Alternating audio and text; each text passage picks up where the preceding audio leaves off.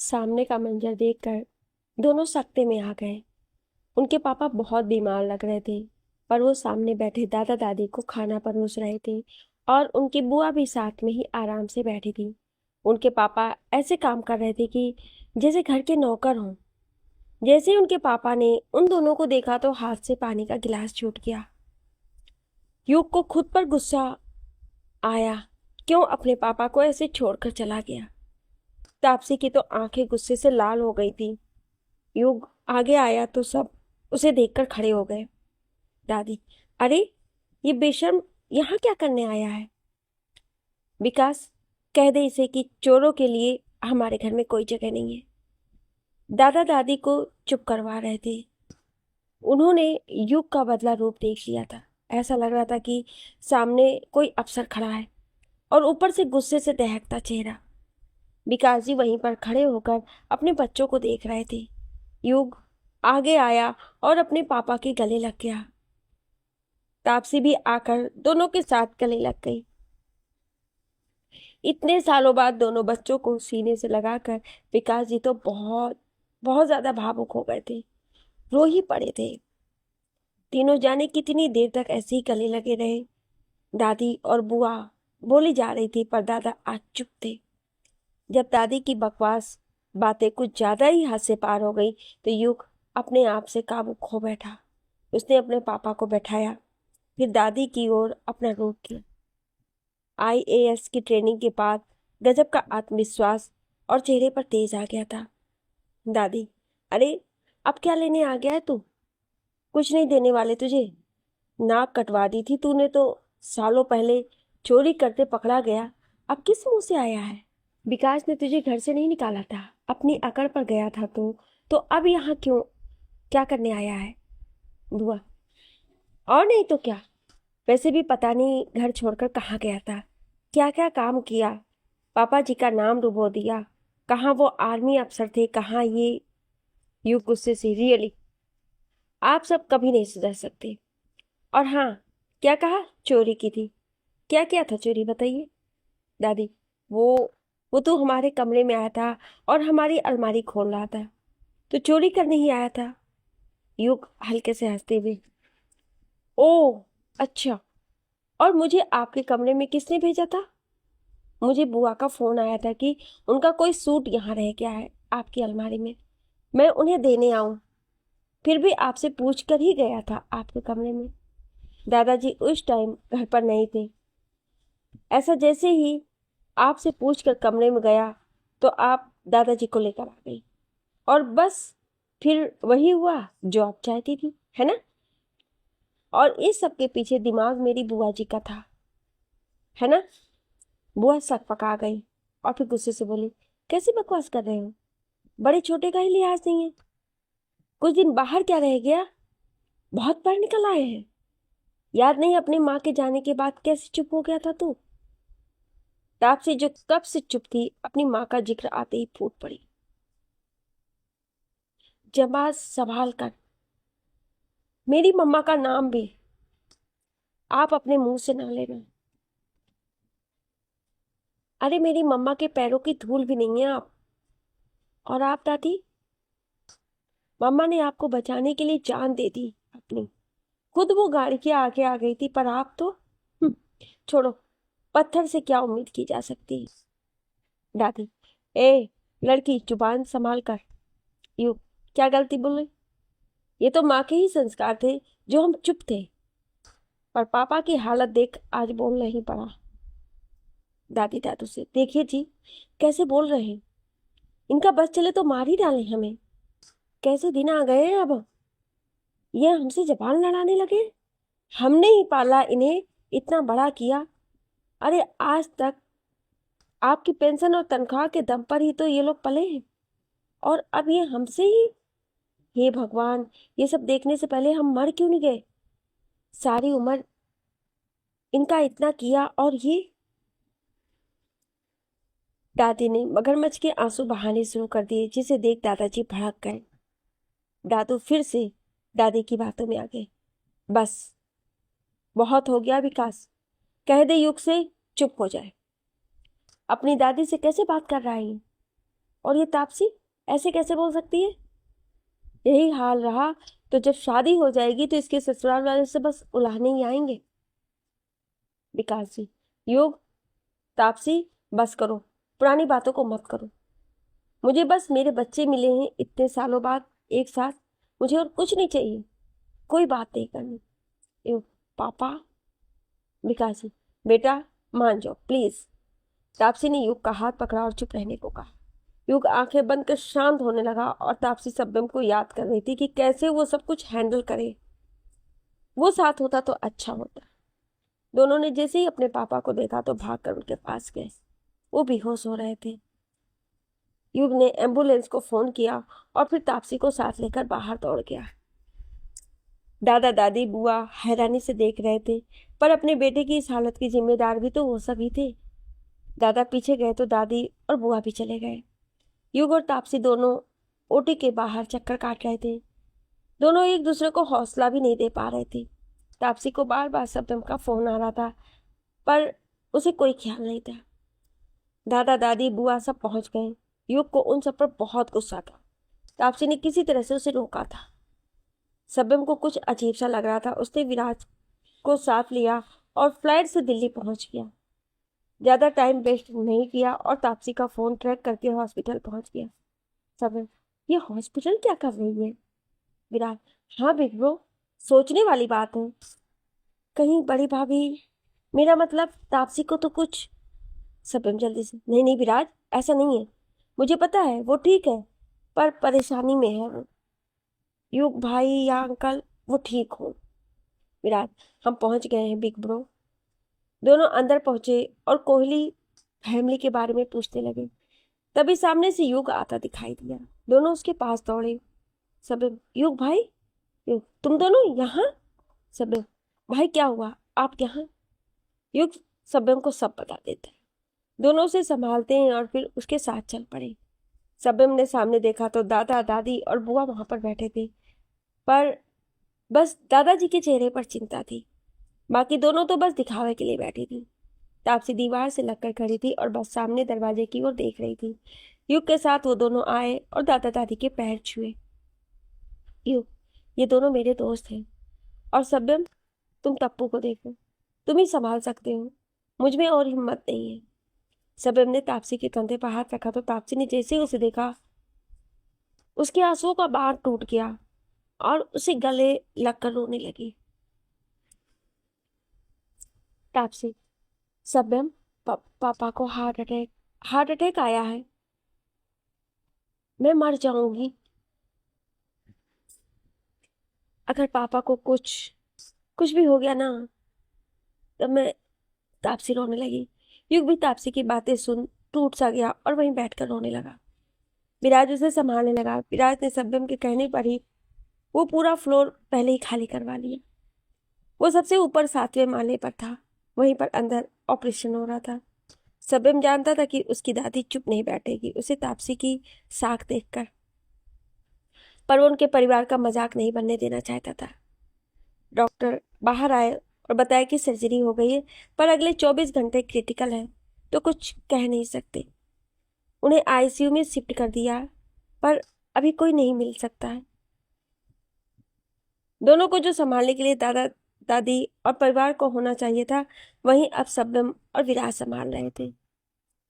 कब से दोनों बस चुप से थे, पर अंदर से डर गए थे। दोनों अपनी माँ के जाने के बाद अब अपने पापा को नहीं खोना चाहते थे, पर दोनों ही एक दूसरे से अपना डर छिपा रहे थे। पर शबनम को देखते ही सब्र टूट गया।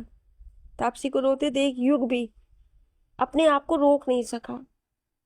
वैसे भी विराज और शबनम अब उसके करीबी दोस्त थे। बुआ भड़क गई शबनम और तापसी को ऐसे देख, गलत बोलने लगी दोनों के बारे में। ये भी ना सोचा कि सिचुएशन क्या है। दादी भी साथ बोली, पर दादाजी बस सर झुकाकर बैठे थे। बुआ, ये लड़की ने तो नाक कटवा दी, कैसे इस लड़के के गले लगी है? अरे कुछ तो शर्म कर, 4 साल यही सब करती रही है लगता है। अरे बाबूजी का तो लिहाज करती, मिट्टी में मिला दी इज्जत तूने तो, पता नहीं कहाँ कहाँ मुंह मारा। शबनम झटके से अलग हुआ तापसी से और बुआ के एकदम सामने आ गया। गुस्से से आंखें लाल हो गई थी उसकी। विराज कुछ बोलने लगा तो युग ने रोक दिया। युग विराज से, ये उसका हक है, तापसी पर उसका ही हक है, अब वही उसके लिए बोलेगा, बोलने दे। सत्यम गुस्से से, अब तक चुप था क्योंकि आप बड़ी हो, लिहाज कर रहा था, पर अब एक और शब्द नहीं सुनूंगा मेरी तापसी के खिलाफ। अरे आप तो बचपन से सब जानते हो ना इसे, तो मैं तो 3 साल से ही जानता हूँ, फिर कैसे आप ये सब बोल सक रहे हो? अपने खून पर तो भरोसा रखे। अरे आपके दोनों बच्चों ने नाम ही रोशन किया है आपका। और दादाजी, आपको अपने आर्मी में कैप्टन होने पर बहुत नाज है ना, होना भी चाहिए पर घमंड नहीं। अरे आपका पोता यूपीएससी के पेपर में पूरी इंडिया में नंबर 14 पर आया था, और अब वो एक आईएएस ऑफिसर है, 1 हफ्ते बाद ड्यूटी पर जा रहा है, डीसी है वो, पंजाब में पोस्टिंग हुई है। और आपकी ये पोती पूरी यूनिवर्सिटी में पहली लड़की है जिसकी सिलेक्शन अमेरिका की कंपनी में हुआ है। अरे इसकी सैलरी की स्टार्टिंग ही 1.5 लाख है। अरे आप सबको तो दोनों को खुशी से यही बताने आए थे, पर जानता हूँ आपने पहले ही दोनों का दिल दुखा दिया होगा। बुआ और दादी तो युग और तापसी के बारे में सुनकर जल भून गई। दादाजी अभी भी चुप थी। दादी, तू होता कौन है ये सब बोलने वाला? और जितने मर्जी पैसे कमा ले, इज्जत तो नहीं कमा सकती है ये पेशेंट जो लुटा कर आई है। सबदम गुस्से से, बस बहुत हो गया, मेरे और तापसी का रिश्ता आप लोग नहीं समझेंगे। फिर भी आपकी जानकारी के लिए बता दूं, ये शेखावत खानदान की सबसे बड़ी बहू बनने वाली है, मेरी यानी सब्बम सिंह शेखावत की होने वाली पत्नी है ये। दादाजी सब्बम को देखने लगे, फिर गुस्से से उठ खड़े हुए। दादाजी, ओ लड़के, ये क्या बोले जा रहा है तू? वो जैसे ही सब्बम पर हाथ उठाने लगे तो युग ने उनका हाथ पकड़ लिया। तापसी गुस्से से सब्बम की ओर आगे खड़ी हो गई। युग, नहीं दादाजी। तापसी गुस्से से जलती आंखों से, ये मेरे पति ही है, आप सब सुन लीजिए। भले शादी अभी होनी है पर दिल से मेरे सब कुछ यही है। कुछ नहीं, कोई कहेगा ही नहीं, मुझे जो बोलना है बोल देना, पर इनके बारे में मैं कुछ नहीं सुन सकती। दादी, बेशर्म कैसी बकवास कर रही हो, शर्म नहीं आती हम सबसे जुबान लड़ाती हुई? बाप मरने की कगार पर है और यहाँ इश्क लड़ा रही है। युग गुस्से से, बहुत हो गया, मैंने मेरी बहन के लिए सब्बम को चुना है और पापा को भी पता है, हम दोनों को कोई परेशानी नहीं है, तो आपको क्यों है? सब्बम गुस्से में अपने बालों में हाथ फेरता है, फिर तापसी को खींचकर दूर एक कमरे में बैठने को बोलता है, फिर वापस आता है और एक को तापसी के पास जाने को बोलता है और समझाकर भेज देता है। फिर दादी और बुआ की ओर रुख किया, गुस्से से देख रहा था उसका चेहरा। विराज तो सामने आराम से बैठ गया और बस जो होने वाला था बुआ और दादी के साथ वो सच सोचकर मनी मन हंस रहा था, ऐसा तरस भी आ रहा था उसे। सबम, हाँ तो बुआ जी, आपका एक बेटा है और एक बेटी है ना? बुआ आकर से, हाँ तो। सबम, आपका बेटा एमसीएन कॉलेज में पढ़ता है, आप यहाँ से पैसे ले जाती हैं झूठ बोलकर, और वो आपसे लेता है और जाकर जुए और नशे में उड़ाता है। पिछले महीने पुलिस ने भी पकड़ा तो 25,000 देकर किसी तरह जमानत करवाई थी, और पैसे तो यहाँ पर कोई झूठ बोलकर ही लिए होंगे। ये तो हो गई बेटे की बात, अब बेटी की बात। वो किसी ब्यूटिशियन के यहाँ लगी है, पर वहाँ कम ही जाकर क्लब और होटल पार्टी में ज़्यादा जाती है। अमीर लड़कों को फंसाना उसका शौक है और फिर उनके पैसों पर ऐश करना। आज तक वो 10 लड़के बदल चुकी है, और मुझे तो बोलते हुए भी शर्म आ रही है, पर आपने कोई और रास्ता नहीं छोड़ा। मेरी तापसी के बारे में बोलकर बहुत गलत किया। दादाजी बैठ गए सर पकड़कर, और दादी बस मुंह खोलकर बुआ की ओर देख रही थी। बुआ, क्या बकवास कर रहा है? झूठ है ये सब, झूठ। सबम, अच्छा तो ये क्या है? सबम उन सबको बुआ के बेटे की जेल की फोटो, नशा करते की फोटो दिखाता है, फिर उनकी लड़की की अलग अलग लड़कों के साथ। सबम, अरे अब भी समय है, संभाल लीजिए अपने बच्चों को। अपने पति की तो सुनती नहीं आप, वो बहुत सीधे हैं, उनके संस्कार ही दो आप अपने बच्चों को, ना कि अपने। अरे आपकी बेटी तो पता नहीं कितनों के साथ। सो बुआ की तो सांसें ही रुक गई, दादी वहीं बैठ गई। सबम घुटनों के बल बैठा दादा दादी के सामने और बोला, मेरा आपका दिल दुखाने का कोई इरादा नहीं है, पर अभी और सुनना है आपको, पर अब अपनी नाती नातिन के बारे में नहीं, पोते पोती के बारे में। अरे दादू, आपका पोता क्या है वो? मैंने अपने और अपने तीनों भाइयों के बाद वो पहला लड़का देखा है जिसकी परवरिश उसके व्यवहार से पता चलती है। बहुत चाहा उसने दादू। आंटी के जाने के बाद वो भी तापसी और अंकल जितना ही टूटे थे, फिर भी तब उसने अपने पापा को भाई बन संभाला और तापसी को बाप बनकर। अरे अपनी पढ़ाई के लिए नहीं खड़ा हुआ, पर तापसी के लिए आप सबसे लड़ा। तापसी पर एसिड पड़ा, पर दर्द उसे हुआ। तापसी को आपके ताने ना सुनने पड़े, इसलिए अपनी बेटी जैसी बहन को यहाँ से दूर भेज दी। उस पर तेजाब डालने वाले का पता किया, बिना किसी को पता चले। उसने उसके दोस्तों को जो उसके साथ थे, उनको रातों रात पैर तोड़ दिए। उसे नहीं मार सका जिसने ये किया था, क्योंकि वो जेल में था। ना ही कोई केस कर सका आप लोगों के कारण। अंदर ही अंदर हर जख्म को भर रहा था। पर उस दिन वो टूट गया जब अंकल ने हाथ उठा दिया। अंकल भी टूट गए थे और वो भी चला गया वो। पर आंटी और अंकल के संस्कार ही थे जो वो घर छोड़कर भी 4 साल में एक आईएएस बन गया। अरे अपने पापा से आप लोगों की वजह से दूर रहा वो। दादाजी की आंखों में आंसू थे। और अब आपकी पोती, उसके बारे में तो मैं क्या बोलूं दादू। मॉम कहती है कि वो मेरी ओर से सबसे बेस्ट गिफ्ट है उनके लिए, और डैड को तो नाज है मेरी पसंद पर। जब बताया था दोनों ने शाबाशी दी थी। दादा दादी और बुआ हैरानी से सब सुन रहे थे। सब में तो बस बोले जा रहा था। पता है, 1 साल तक वो मुझे अपना आइडियल मानती थी, पर सामने आने से डरती थी। मुझे तो उसके बारे में पता ही नहीं था दादू। फिर कॉलेज में मैथ्स थी और मैं कोच था। उनका तब दोस्ती हुई हमारी, पर वो तो कुछ नहीं बोलती। पता है, एक बार एक लड़का उसके पीछे पड़ गया था। पता है थक कर क्या बोली, मेरे दादू से बात कर लो, अगर वो हाँ करते हैं तो ही बात करूंगी। वो तो उल्टे पांव चला गया।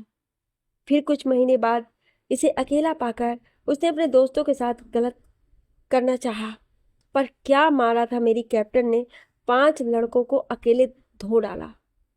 मैं तो फैन ही बन गया, पर ये कुछ नहीं कहती है, बस अपने में ही मस्त। जब पहली बार दोस्त मानकर कैप्टन ने अपने बारे में बताया, तो बहुत इज्जत बढ़ गई उसके लिए मेरे दिल में। ये जानती हुई कि उसकी मम्मा की मौत की वजह एक तरीके से उसकी दादी ही हुई। वो कुछ नहीं बोली, बस आपकी कहा मानती रही। अपने भाई से दूर आप लोगों की वजह से हुई, पर अभी कुछ नहीं बोला। अपने पापा का गुस्सा सहती रही, पर जब गुस्से में छुपा उनका प्यार देखा, तब सारे दुख भूल गई थी वो। बस अपनी मम्मा और पापा का नाम ऊंचा करने में लगी थी। फिर जब मैंने अपने दिल की बात कही, तो मान नहीं रही थी, और उस पागल लड़की को लगा कि मैं कैसे उससे प्यार कर सकता हूँ। अपने निशान दिखाने लगी, पर सब बता दिया। और तब तो मेरा प्यार और बढ़ गया उसके लिए। किसी की जिंदगी बचाई थी उसने। कितना बड़ा काम किया था। आपको पता है, जब आपने उसकी पॉकेट मनी बंद की, तो मॉम के आश्रम में लड़कियों को कराटे सिखाकर अपनी मेहनत से पैसे कमाए उसने। बहुत मुश्किल से मानी थी कि वो मुझसे प्यार करती है, और पहले अपने मम्मा पापा का सपना पूरा करना चाहती थी। आपको पता है, हमारी अपनी कंपनी है और 2 सालों में तो बहुत नाम बना चुके हैं हम। पर उसे लगता है कि वो मेरी कंपनी में अपनी मेहनत पर अपने दम पर आएगी, जब मेरी कंपनी में काम करने लायक बनेगी। अमेरिका की कंपनी में भी नहीं जाना चाहती थी, पर मॉम ने बहुत समझाया और युग भाई ने तब जाकर मानी है कि दुनिया में सबसे ज़्यादा प्यार वो अपनी मम्मा पापा, युग भाई और मुझसे करती है। मुझे शायद युग भाई से भी ज़्यादा। जानता हूँ मैं, पर 3 साल में कभी ना मैंने ना उसने अपनी लिमिट क्रॉस की। वो मेरे घर पर भी आती और माँ की बेटी बनकर माँ पापा के साथ रहती है। अरे इतना सब सहने के बाद किसी से कोई शिकायत नहीं करी उसने। पर आज अगर वो बोली है, तो वो टूट चुकी है अपने पापा को ऐसे देखकर। नहीं जी सकती उनके बिना, और मेरे बारे में कुछ गलत नहीं सुन सकती, क्योंकि वो दिल से पति मानती है। मुझे, इसलिए वो आज बोली है ऐसे, नहीं तो शायद कभी नहीं बोलती। अरे आपको तो अपने पोते पोती पर गर्व होना चाहिए। अकेले रहकर दोनों ने कैसे सही रास्ते चुने और अपनी मंजिल भी पाई। बुआ तो बस शर्म से गड़ी जा रही थी और दादा दादी बस अब पछतावा कर रहे थे और आंसू बहा रहे थे। सब रोना नहीं आप लोगों को, बस बहुत रो लिया। आपका खून है दोनों, आपके इकलौते बेटे के बच्चे, जिस बेटे ने आपके लिए अपने बच्चों को अपने से दूर कर दिया। बहुत लकी हैं आप जो अंकल आपके बेटे हैं और युग भाई और तापसी आपके पोता पोती। नाम ऊंचा किया है दोनों ने, ना कि नाती नातिन की तरह डुबाया है। सब दोनों के हाथ पकड़ के युग और तापसी के पास ले गए। तापसी युग की गोद में सर रखकर सो गई थी, पर आंसू के निशान अभी भी चेहरे पर थे और युग बस आंखें बंद किए दीवार से सर लगाए बैठा था। दादाजी ने सीधा जाकर युग से पैर पकड़ लिए और वो हड़बड़ाकर उठ खड़ा हुआ और तापसी भी उठ गई। सामने दादी हाथ जोड़े खड़ी थी। दोनों बच्चे बिना कुछ बोले ही उनके गले लगकर सुबकने लगे। सबम ने विराज को देखा, फिर मुस्कुरा कर बोला, अब दोनों को परिवार की कमी नहीं खलेगी। दोनों बाहर बुआ के पास आए। विराज को लगा कि वो सुधर गई होगी। उसने सबम ने उन्हें हौसला देने को बोला, पर सबम बिना कुछ बोले उनके सामने आराम से बैठ गया। बुआ ने उसे देखा और फिर गुस्से से फट पड़ी। बुआ, अरे इतने साल लगा दिए मैंने उनके बीच नफरत भरने की, पर तूने एक झटके में सब खत्म कर दिया। अरे मेरी एटीएम मशीन थी, तूने वही छीन ली। अरे तू क्या मुझे बताएगा? मुझे पता है मेरे बच्चों के बारे में। देखना मैं तेरी तापसी का क्या हाल करती हूँ। चली है ना अमेरिका, देखती हूँ कैसे जाती है। मेरे बेटे और बेटी के बहुत से ऐसे दोस्त हैं जो देखने क्या करेंगे मेरी तापसी के साथ। युग का तो कुछ नहीं कर सकती थी, पर तेरी तापसी तो को मरना ही होगा। शबनम का खून खौल रहा था, पर वो अपने गुस्से को किसी तरह रोके हुए था। विराज भी बहुत गुस्से में था। तभी बुआ को थप्पड़ पड़ा। दादाजी ने उसे मारा था और दादी ने भी। दादी ने उसे वहां से धक्के मार कर निकाल दिया। बुआ हॉस्पिटल से बाहर निकलकर किसी को फोन करने लगी, तभी सामने शबनम को देख हैरान रह गई। शबनम गुस्से से, तू मारेगी? तू मारेगी मेरी धड़कन को? चैलेंज करता हूं तुझे, हाथ लगा कर दिखा तू। अरे अब तक उस परिवार के लिए तुझे कुछ नहीं कहा, पर अब उस परिवार से तेरा कोई रिश्ता नहीं। अभी तक तूने शबनम सिंह शेखावत को जाना ही नहीं है। जब जान जाएगी तो सामने खड़ी नहीं रह पाएगी। नाउ यू सी मी, मैं क्या करूंगा? इतना बोल शबनम चला गया, पर बुआ टेंशन में चली गई। शबनम, मुझे तापसी जब तक यहाँ है उसके साथ ही रहना होगा, पर ये बात मेरे तक ही रहेगी, नहीं तो सब चिंता करेंगे। और मैं अपने आप से वादा करता हूँ कि अपनी तापसी को कुछ नहीं होने दूंगा।